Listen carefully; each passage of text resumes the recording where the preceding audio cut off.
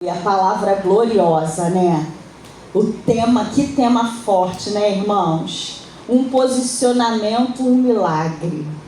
Aonde há posicionamento, há milagre. Aonde há obediência, há milagre. Aonde há arrependimento, há milagre. Temos que nos posicionar em fé diante de Deus. Posicionamento é um assunto que abrange e é um campo muito aberto. Posicionamento fala de gratidão. Posicionamento fala de servir. Posicionamento fala de amar o próximo. Posicionamento fala de acolhimento. Posicionamento fala de compaixão. Posicionamento fala do autor e consumador da minha e da tua vida. Aleluia. Porque o homem que mais se posicionou nessa terra foi Jesus. E aprendemos com ele. E a Bíblia fala, relata de Gênesis e Apocalipse sobre posicionamento. Davi se posicionou. Independente dos erros dele, mas quando ele tinha que se posicionar, ele se posicionou. Tanto que ele foi segundo homem, coração de Deus, né, amado? Então, Daniel se posicionou no meio da Babilônia. 70 anos, cativeiro, um lugar. Imagina como que era aquele lugar, irmãos. Quando nós lemos a história de Daniel, a gente fica conjecturando na nossa mente, entrando na história e imaginando o que Daniel passou naquele lugar. O rei teve que declarar que havia nele o espírito de excelência. Aleluia. Por causa do seu posicionamento. Glória. Moisés teve que se posicionar no meio do Egito para tirar o povo.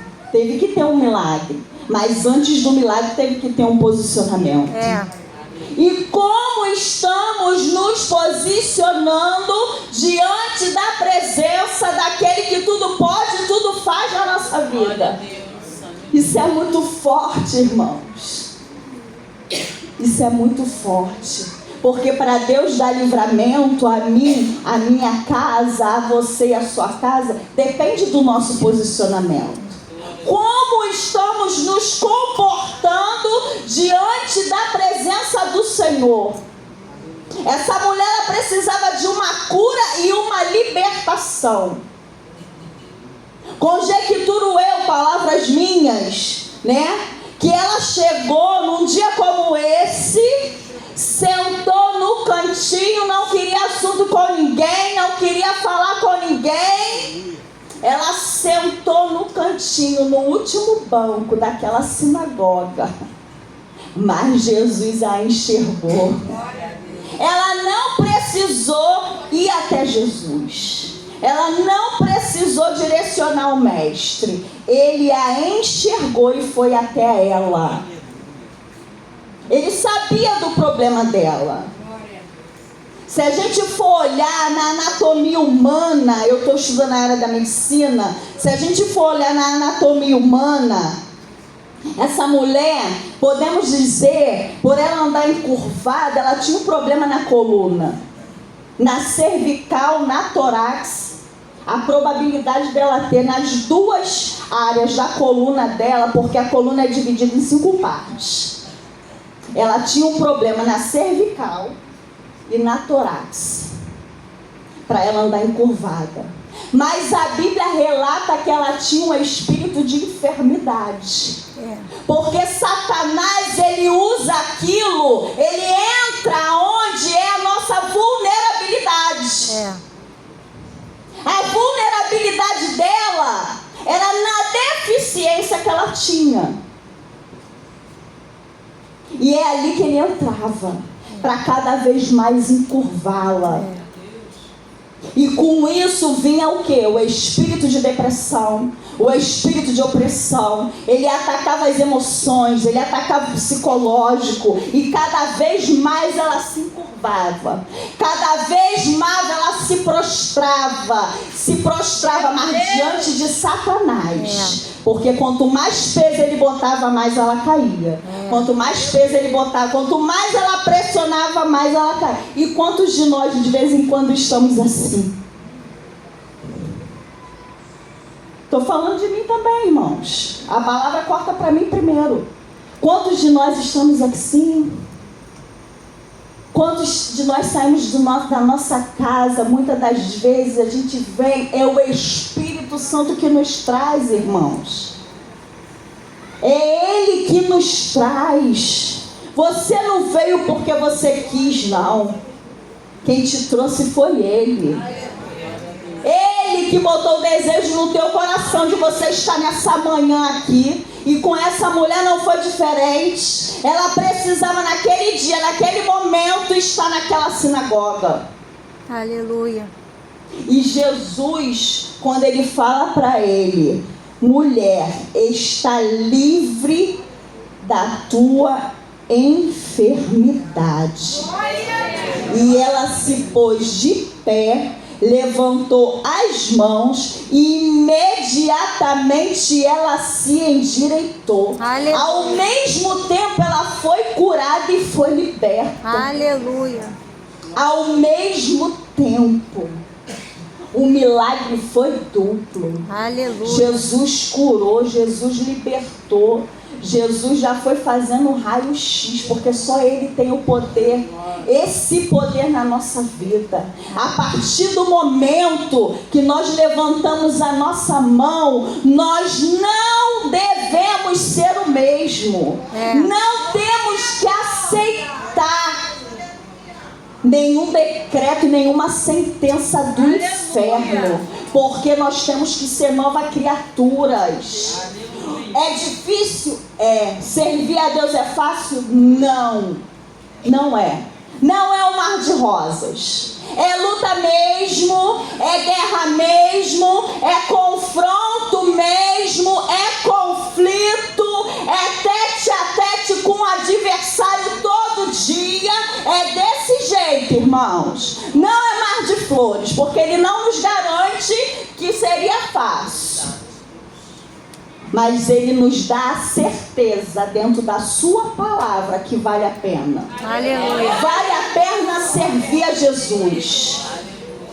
Vem os processos, vem. Como estamos nos posicionando diante dos processos? Ele nos coloca no processo, mas é para trabalhar em nós, porque Ele precisa fazer em nós e através de nós. Então tem que vir os processos, tem que vir as lutas para nos moldar, para nos tratar. Somos postos na prensa, na roda todos os dias, porque Ele é o olheiro, eu e você somos o vaso, e todo o poderio está nas mãos dEle, e é Ele que faz, é Ele que manda, é Ele que desfaz, porque o poder está nas mãos dEle. Eu e você diante dEle não somos nada. Nada. Se Ele quisesse, no meio dessa pandemia, Ele tinha levado toda a humanidade. Se Ele quisesse. Mas Ele não fez, porque ainda a palavra tem que ser pregada. O evangelho tem que ser ministrado. E Ele conta comigo e contigo. É comigo e contigo. Ele não chama os capacitados. Ele não chama aqueles que têm 2, 3, 10 diplomas, não sei quantos currículos. Ele não chama esses. Ele só basta de um disponível. Ele só precisa de um disponível, irmãos. E Ele conta comigo e contigo. E essa mulher, ela se colocou de pé e começou a adorar o nome do Senhor, engrandecer aquele que podia fazer e fez na vida dela. Mas o que eu acho mais lindo nesse texto, o milagre da mulher é lindo. É lindo, mas sabemos que Ele ia fazer mesmo. Ele estava ali na sinagoga, Ele estava ali ministrando, Ele estava fazendo, Ele estava ali quebrando protocolo, ele estava quebrando tabus, regra, preconceito, etnias, ideologias. Ele estava ali quebrando tudo, irmão. Sabe por quê? Porque ele é Deus. Não podia curar no sábado, mas ele estava ali curando. Aleluia. Né? Eu vou dizer uma palavra que quando a minha filha leu esse texto, ela falou assim para mim: mãe, eu amo Jesus. Minha filha tem 12 anos. Eu amo Jesus porque ele habla mesmo, né? Como diz aí os adolescentes, que ele fala mesmo, né? E quando veio os líderes religiosos, né?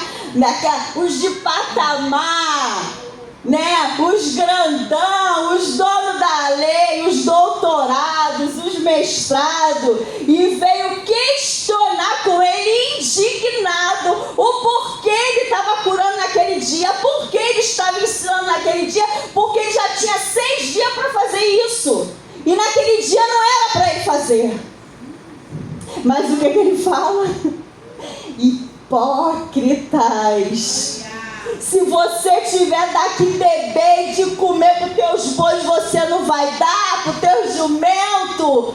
Vamos conjecturar, falar na nossa linguagem. Por que eu não posso curar essa filha cativa?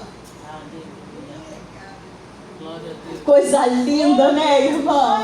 Imagina Jesus, entra comigo no texto, se levantou com toda a autoridade, indignado, cambada de hipócrita. Eu tenho dia para curar, eu tenho dia para fazer, eu faço quando eu quero, a hora que eu quero. E quantos de nós queremos dar ordem para Deus?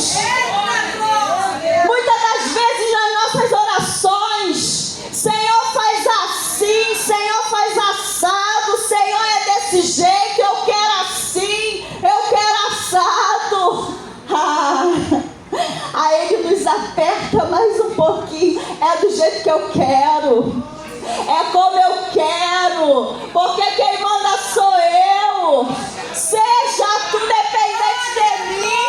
Quem és tu, filha minha, para me botar numa caixinha e me dar ordem?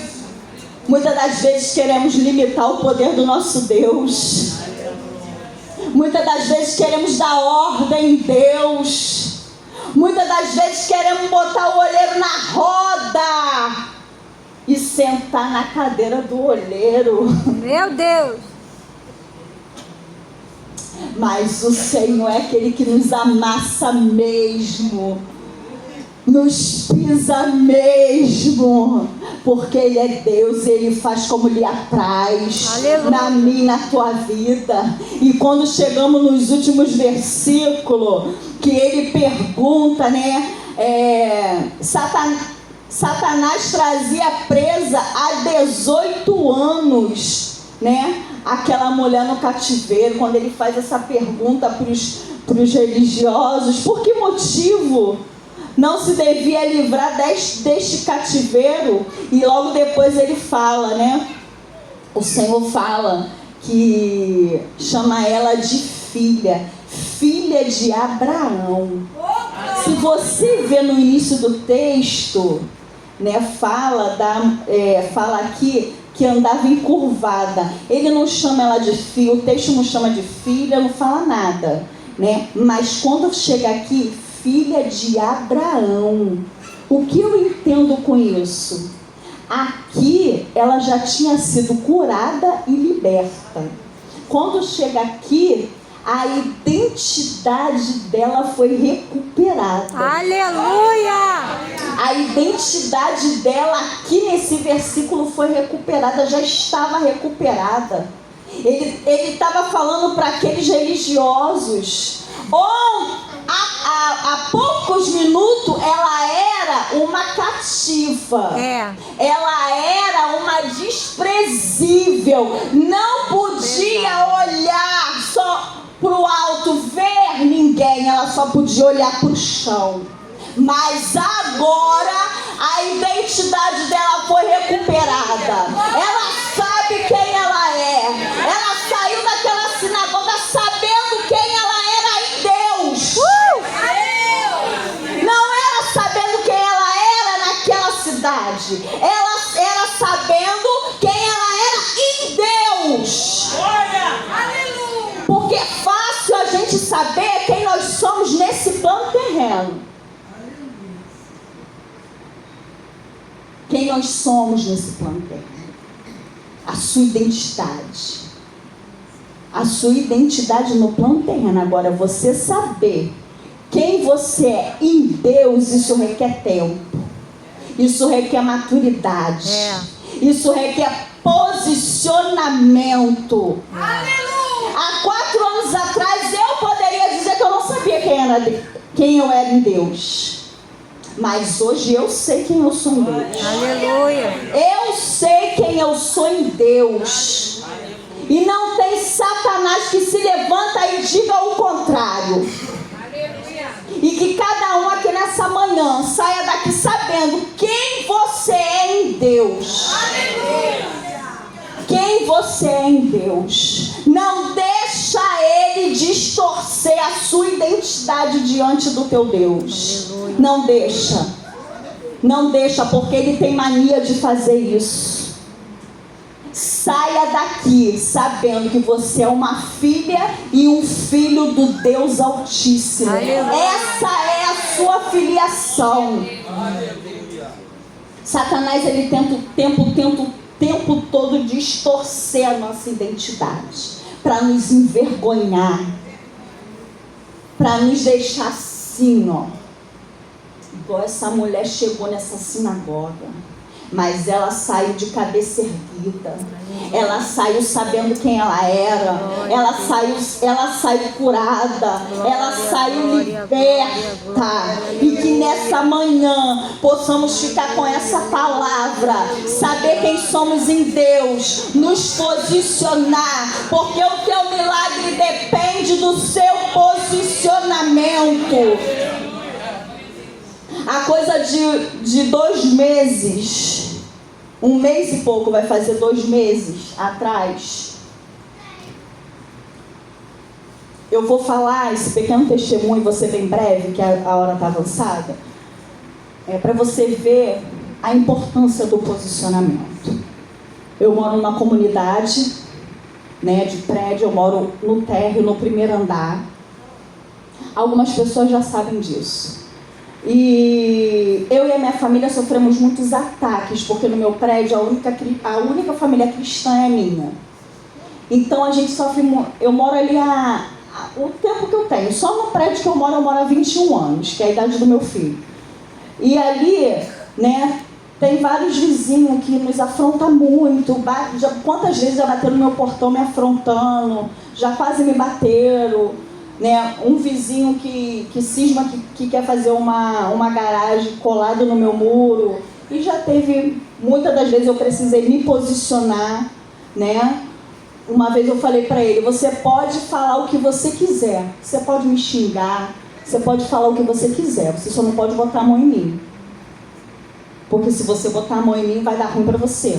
A gente vai parar na delegacia. Você pode falar, você pode me xingar, você pode me chamar do que você quiser. Xinga aí, pula igual pipoca, faz o que você quiser, só não bota a mão em mim. Porque a gente tem que nos posicionar, irmãos. Não é porque a gente é crente que a gente tem que deixar Satanás sapateando na nossa cara, entendeu? Usar as pessoas e a gente se calar. A gente não tem que brigar, a gente não tem que se igualar a eles, mas precisamos nos posicionar. E eu sempre me posicionei, eu e a minha família. Aí, beleza. Há 1 mês e pouco atrás, estava dando problema lá no quadro de luz do prédio. E Deus começou a me incomodar a orar por aquilo ali. Eu já orava, mas eu intensifiquei as orações.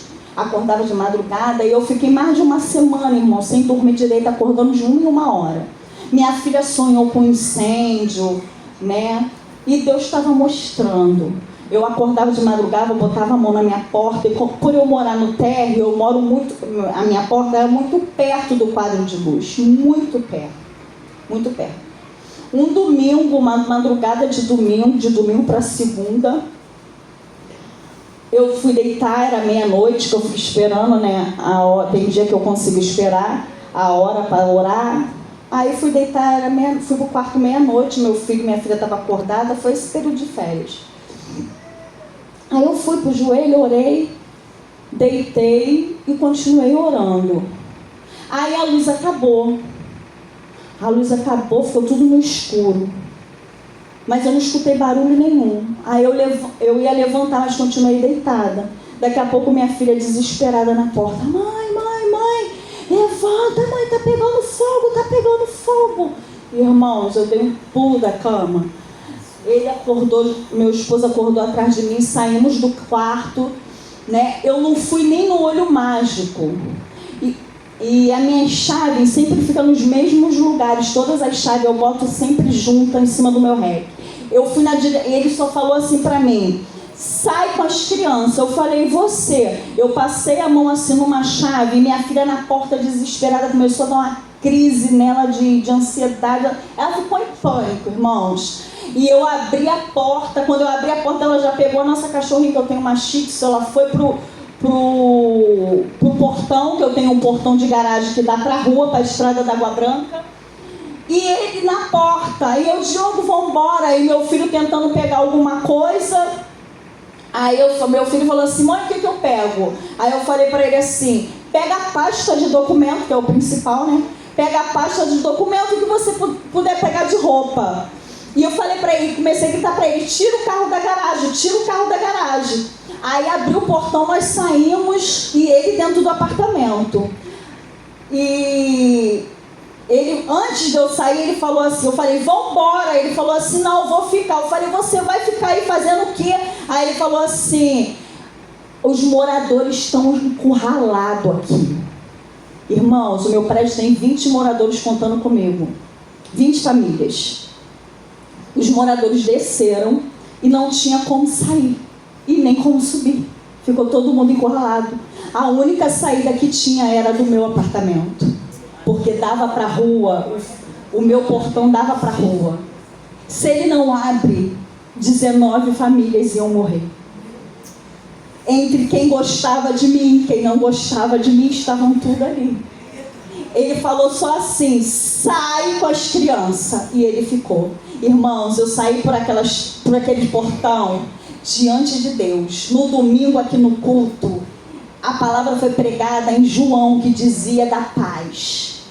De paz. Falava de quando o Espírito subiu e ele deixou a paz para o seu povo. E eu saí aquela palavra foi do céu, porque Deus sabia o que ia acontecer na madrugada. Irmãos, eu saí de dentro daquele apartamento com uma paz. Eu não tinha certeza de nada, irmãos. De nada. A minha filha desesperada, né? Ela não tem a maturidade que eu. E eu orando ela, abraçada com ela no meio da rua. Isso já era 1h pouca da manhã, quando aconteceu. Eu no meio da rua, orando ela, e eu falava: calma, ora, eleva o teu pensamento a Deus. E ali eu orando, eu só falava assim pro Senhor: Senhor, eu não sei o que vai acontecer, mas guarda a minha casa, guarda essas famílias. E comecei ali a clamar. E eu não conseguia chorar, e eu só clamava, e as pessoas tudo passando pela minha casa, tudo saindo pelo portão. Eu só vi as pessoas saindo. Aí eu não vi uma vizinha que mora do meu lado, ela também tem o portão de trás. Eu não vi ela saindo nem pela minha porta e nem pelo portão dela. Eu comecei a socar o portão dela, gritando. Só que ela entrou em desespero dentro de casa, e ela paralisou dentro de casa. Ela paralisou. Ela falou que depois ela não conseguia ir para um lado nem para o outro. Ela paralisou, ela ficou estagnada. O que eu quero dizer com isso? E no dia seguinte, né, que fomos lá porque ficou tudo escuro, a casa ficou muito suja, os bombeiros tiveram que entrar pela minha casa, né? E no dia seguinte que eu cheguei lá, eu olhei para minha casa, irmãos, estava tudo intacto. Tudo intacto. Eu entrei glorificando o nome do Senhor, e eu tocava nas paredes, eu tocava nas coisas, eu falava: Jesus, muito obrigada. Eu falava: Jesus, tu não vai me tirar desse lugar envergonhada.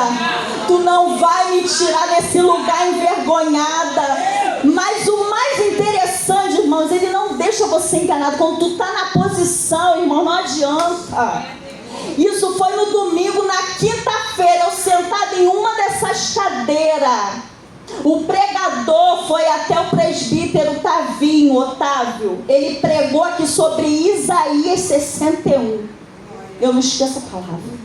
E ali eu comecei, de olho fechado, eu comecei a orar e comecei a perguntar algumas coisas para Deus. E eu comecei a falar: Senhor, por que tu não me tira daquele lugar? O que está faltando? E eu perguntei para o Senhor: o que o Senhor quer de mim, da minha casa? Irmãos, o Espírito Santo foi bem enfático e soprou no meu ouvido. Irmãos, eu comecei a chorar. O Espírito Santo falou assim para mim: porque eu ainda tenho um livramento para dar naquele lugar. E eu ouvi aquilo e eu falei: meu Deus, livramento? Mas eu estava orando por aquilo ali, mas eu não imaginava. Irmãos, e quando eu entrei na minha casa, o Espírito Santo falou para mim assim: tinha sangue nos umbrais.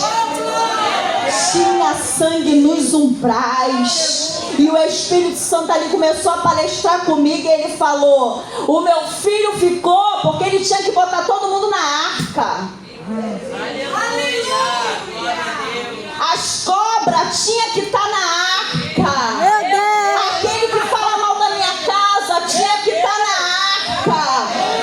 O adversário, o meu ex-inimigo tinha que estar na arca. Sabe para quê?